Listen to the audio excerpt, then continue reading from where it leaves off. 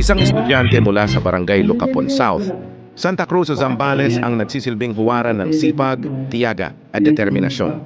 Sa murang edad, pinipili niyang magtinda ng turon, hindi lamang para sa dagdag pambaon, kundi upang makatulong na rin sa kanyang pamilya at matustusan ang kanyang pag-aaral. Sa kabila ng mga hamon, bitbit niya ang pangarap na balang araw ay maabot ang tagumpay sa pamamagitan ng sariling pagsusulit bilang tugon at pagpapakita ng malasakit.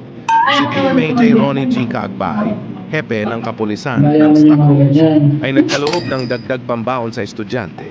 At sa halip na bumili ng turon, pinili niyang hindi na kumuha upang maibenta pa ito sa iba at madagdagan pa ang kita ng masipag na kabataan.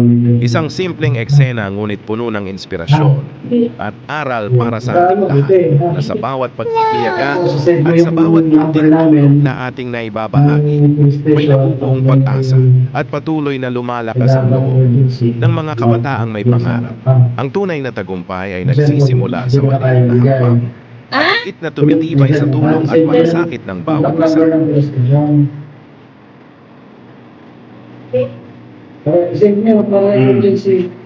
Ate, tingnan dito. Para pag may nagpapatrol, pwede rin kayong pakisakay, mga tigpukasan ng kapwan.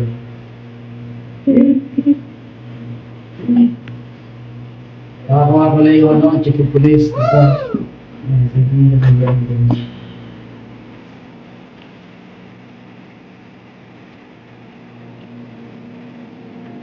Ito, hindi na ako kumuha yung pera, dagdag mo sa pambata.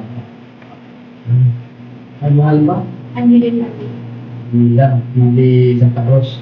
Hindi. Tiga Lucapon. Baka. Dapat sa? Sige. Ito yan ha. Basta may bisita, huwag lang pwede kung